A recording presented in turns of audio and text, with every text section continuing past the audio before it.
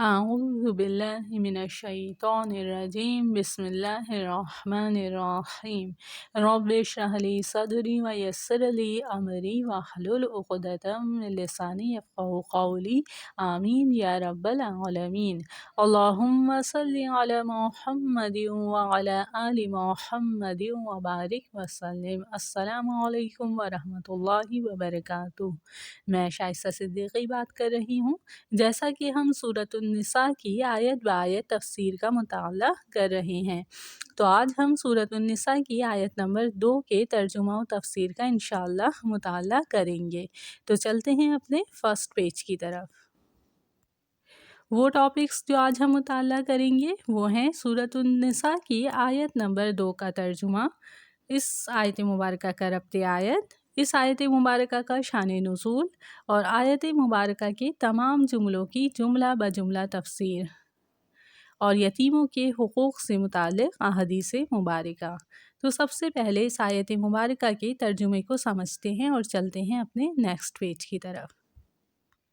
اعوذ باللہ من الشیطان الرجیم بسم اللہ الرحمن الرحیم وآتوا الیتامی اموالہم، اور دے ڈالو یتیموں کو ان کا مال۔ وا سے مراد اور ہے، آتو فعل امر ہے جس میں حکم دیا جا رہا ہے۔ آتو دے دو، یتامہ یتیم کی جمع ہے، وآتوا الیتامی اور یتیموں کو دے دو، اموالہم ان کے مال۔ اموال مال کی جمع ہے اور ہم ضمیر ہے، پروناؤن ہے جو ان کے معنی رکھتی ہے، اور یہ ضمیر یتامہ کی طرف جاتی ہے، تو اموالہم سے مراد یتیموں کا مال ہے۔ تو وآتوا الیتامی اموالہم کا مطلب ہوا اور دے ڈالو یتیموں کو ان کا مال، اور یتیموں کو ان کے مال دے دو۔ آگے ارشاد ہے وَلَا تَتَبَدَّلُوا الْخَبِيثَ بِالطَّيِّبِ، اور بدل نہ لو برے مال کو اچھے مال سے۔ وا سے مراد ہے اور، جیسے کہ ہم پہلے بھی پڑھ چکے ہیں، اور لا کا مطلب ہے نہیں، تو ولا کا مطلب ہوا اور نہیں۔ تتبدلو کا مطلب تبدیل کرو، بدل لو، تو جب تتبدلو کے ساتھ لا آ گیا تو اس سے مراد ہو گیا نہیں تبدیل کرو، نہ بدلو، تو یہاں حکم ہے کہ تبدیل نہ کرو، بدل نہ لو۔ اب کیا چیز مت بدلو، اس کا ذکر آگے ہے، الخبیث بالطیب، برے مال کو اچھے مال سے۔ خبیث سے مراد برے اور خراب کے ہیں، اس سے مراد ردی چیز بھی ہے، یعنی یہاں خبیث سے مراد مال کی ایسی چیزیں ہیں جو بری، خراب اور ردی قسم کی ہوں، اور طیب سے مراد اچھا، پاک اور عمدہ ہے، تو یہاں طیب سے مراد اچھا مال ہے، یعنی مال کی اچھی اور عمدہ چیز۔ اور جب طیب کے ساتھ بازر بھی آ گیا تو بالطیب ہو گیا، اور اس کا مطلب ہو گیا اچھے مال سے۔ تو وَلَا تَتَبَدَّلُوا الْخَبِيثَ بِالطَّيِّبِ کا مطلب ہے اور نہ بدل نہ لو برے مال کو اچھے مال سے، یعنی حکم ہے کہ اور اپنی ردی چیز کو ان کی یعنی یتیموں کی عمدہ چیز سے نہ بدلو، یعنی یہ نہ کرو کہ یتیموں کے مال کی عمدہ چیز لے لی اور اس کی جگہ اپنی خراب اور بری چیز ان کے مال میں رکھ دی۔ اس بات کی ممانعت کا حکم ہے کہ ایسا نہ کرو، یعنی یتیموں کے اچھے مال کو اپنے خراب مال سے تبدیل نہ کرو، یہ یتیموں کے مال میں خیانت ہے، اس سے منع کیا جا رہا ہے۔ آگے ارشاد ہے وَلَا تَأْكُلُوا أَمْوَالَهُمْ إِلَىٰ أَمْوَالِكُمْ، اور نہ کھاؤ ان کے مال اپنے مالوں کے ساتھ۔ وَلَا کا مطلب وہی ہے جو پہلے بیان ہو چکا ہے، یعنی اور نہیں، تَأْكُلُوا کا مطلب ہے کھاؤ۔ جب اس کے ساتھ ولا آ گیا تو وَلَا تَأْكُلُوا کا مطلب ہو گیا اور نہ کھاؤ۔ آگے یہ بیان ہے اموالہم، وہی مال کی جمع اموال، اور ہم کی ضمیر یتامہ کی طرف ہے، تو اس کا مطلب ہو گیا ان کے مال، تو ان کے سے مراد یتیموں کے ہے، تو اموالہم سے مراد یتیموں کا مال ہے، تو وَلَا تَأْكُلُوا أَمْوَالَهُمْ، اور نہ کھاؤ ان کا مال، یعنی نہ کھاؤ یتیموں کا مال۔ الا سے مراد یہاں پر ہے ساتھ، آگے ہے اموالکم، اپنے مال، مال تو اپنے مال، تو الا اموالکم سے مراد ہے اپنے مالوں کے ساتھ۔ یہ جو کم کی ضمیر ہے اموالکم میں، یہ جس کو حکم دیا جا رہا ہے یعنی تم کی طرف ہے، یہ حاضر مخاطب جمع کا صیغہ ہے، تو اموالکم کا مطلب ہے اپنے مال۔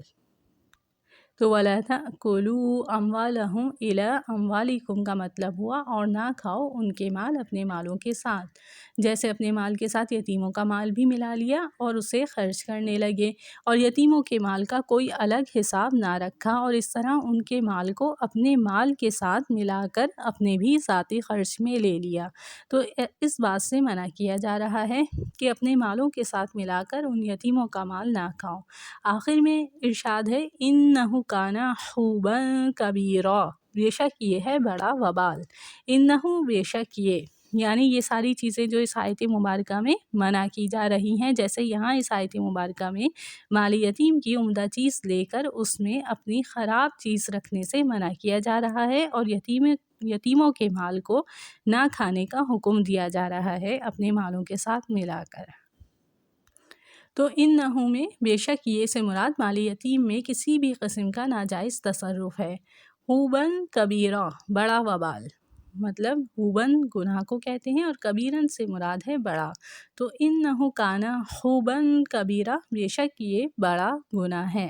انہ کا مطلب بے شک یہ کانا ہے اور حوبن کبیرہ بڑا گناہ۔ تو اس آیت مبارکہ کا ترجمہ مکمل ہوا۔ اب ربط آیت کو سمجھتے ہیں اور چلتے ہیں اپنے نیکسٹ پیج کی طرف۔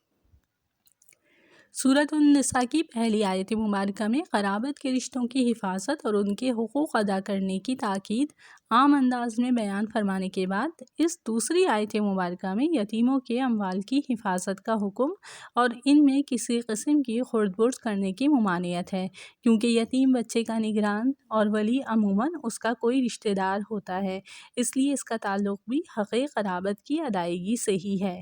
تو یہ ہے ربط آیت۔ اب اس آیت مبارکہ کے شان نزول کا مطالعہ کرتے ہیں۔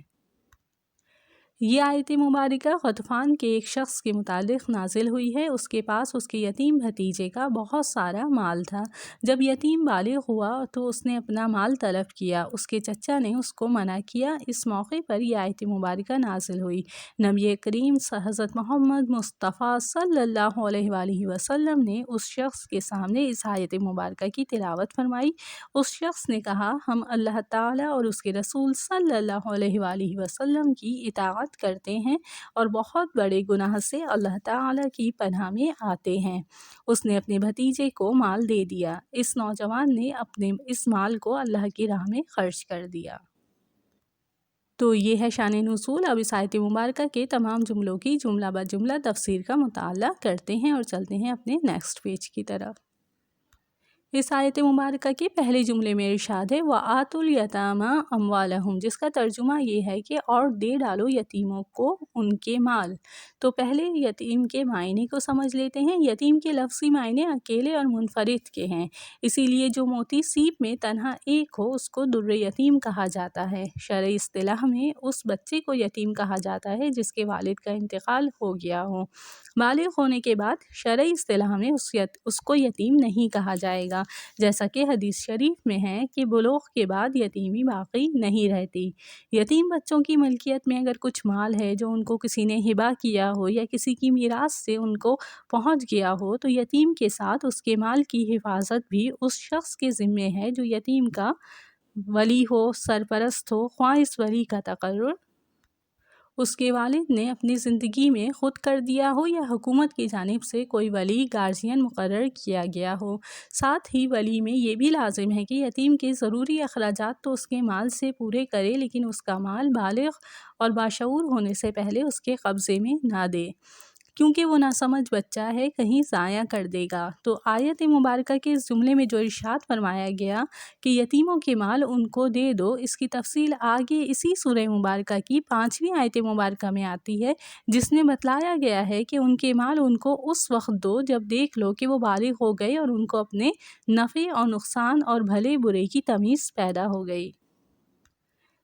اس لیے اس آیت مبارکہ میں یتیموں کے اموال ان کو دینے کا مطلب یہ ہوا کہ ان اموال کی حفاظت کرو تاکہ اپنے وقت پر یہ مال ان کو پہنچائے جا سکیں اور ان کو دیے جا سکیں۔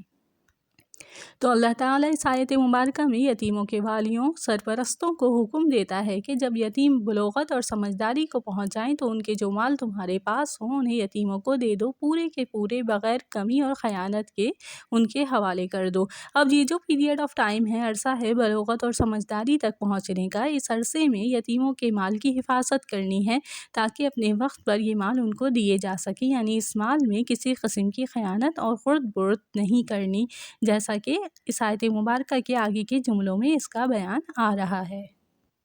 تو اس آیت مبارکہ کے آگے کے جملے میں ارشاد ہے کہ وَلَا تَتَبَدَّلُوا الْخَبِيثَ بِالطَّيِّبِ، یعنی اچھی چیز کا بری چیز سے تبادلہ مت کرو۔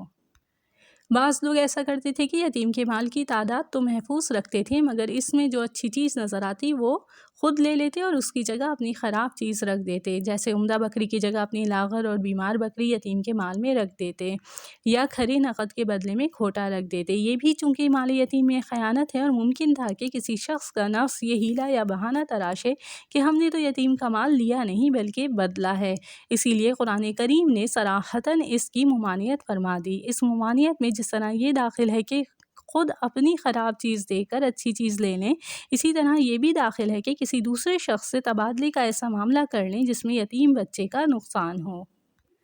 اس آیت مبارکہ کے تیسرے جملے میں ارشاد فرمایا وَلَا تَأْكُلُوا أَمْوَالَهُمْ إِلَىٰ أَمْوَالِكُمْ، یعنی یتیموں کے مال کو اپنے مال میں ملا کر نہ کھاؤ۔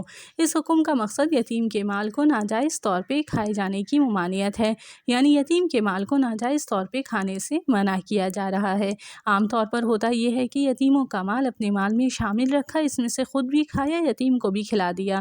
اس صورت میں جداگانہ حساب نہ ہونے کی وجہ سے یہ دھوکہ ہو سکتا ہے کہ اس میں کوئی گناہ نہیں، اس لیے خاص طور پہ اپنے اموال کے ساتھ ملا کر کھانے کی حرمت کا ذکر اور اس پر تنبیہ فرما دی کہ یا تو یتیم کے مال کو بالکل علیحدہ رکھو یا اور علیحدہ خرچ کرو جس میں کسی زیادتی کا خطرہ ہی نہ رہے، یا پھر ملا کر رکھو تو ایسا حساب رکھو جس میں یقین ہو کہ یتیم کا مال تمہارے ذاتی خرچ میں نہیں آیا۔ اس طرز بیان میں اس طرف بھی اشارہ فرما دیا کہ یتیموں کے مال میں خرد برد کرنے والے عموماً وہ لوگ ہوتے ہیں جن کے پاس اپنا مال بھی موجود ہوتے ہیں، تو اس عنوان سے ان کو آڑ دلائی گئی کہ اپنا حلال مال موجود ہوتے ہوئے یتیموں کا مال حرام طور پر کھا جانا بڑی شرم کی بات ہے۔ آیت مبارکہ میں مال یتیم کے کھانے کی ممانعت کا ذکر ہے، اس لیے کہ مال کا سب سے بڑا اہم فائدہ کھانا ہے، لیکن محاورے میں مال کے ہر تصرف کو کھانا بولا جاتا ہے، خواہ استعمال کر کے ہو یا کھا کر۔ قرآن کریم نے بھی اسی محاورے میں لا تاکلوا فرمایا ہے، اس میں ہر ناجائز تصرف داخل ہے، لہٰذا یتیم کے مال کو کسی بھی طریقے سے ناجائز طور پر خرچ کرنا حرام ہوا۔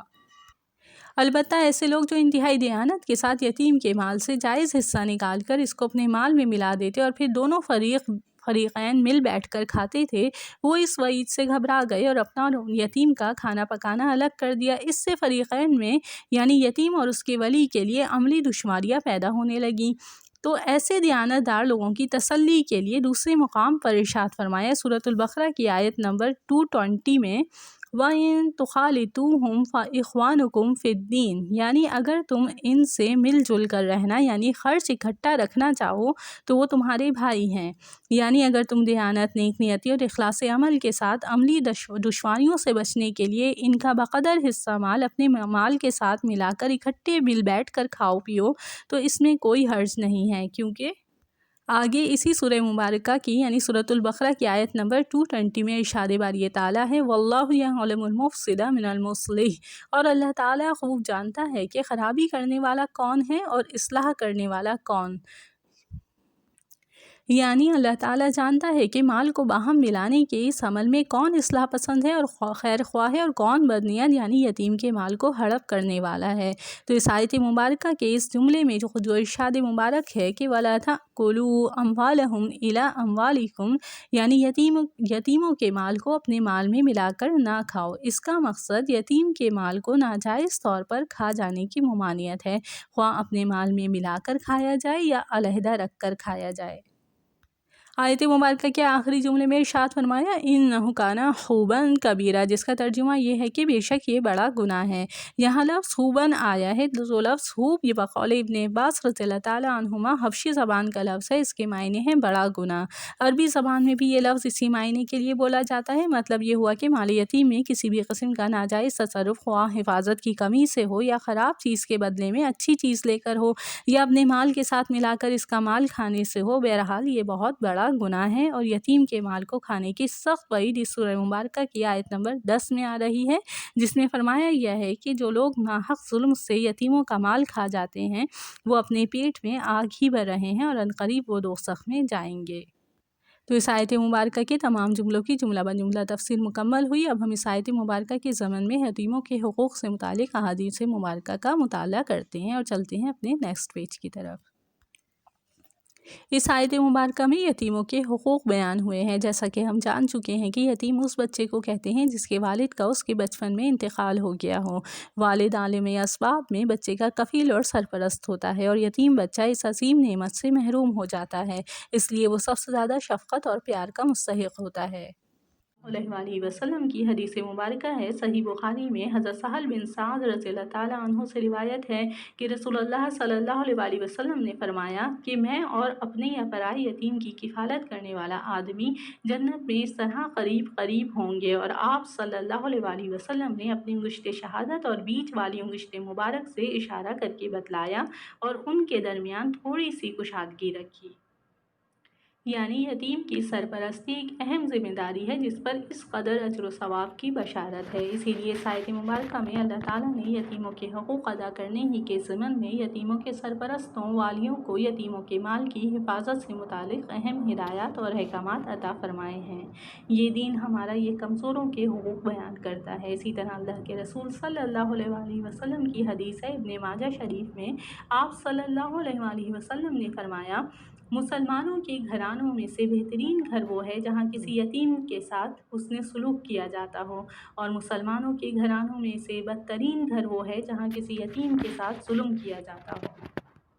یہ حقوق ہیں یتیموں کے جو ہمیں ہمارا دین عطا کرتا ہے، اسی میں سراسر انسانیت کے لیے نجات اور فلاح ہے۔ اللہ تعالیٰ سے دعا ہے کہ اللہ تعالیٰ ہمیں ان تعلیمات پر عمل کرنے کی توفیق عطا فرمائے، آمین یا رب العالمین۔ اللہم صلی علی محمد وعلی آل محمد وبارک وسلم۔ السلام علیکم ورحمۃ اللہ وبرکاتہ۔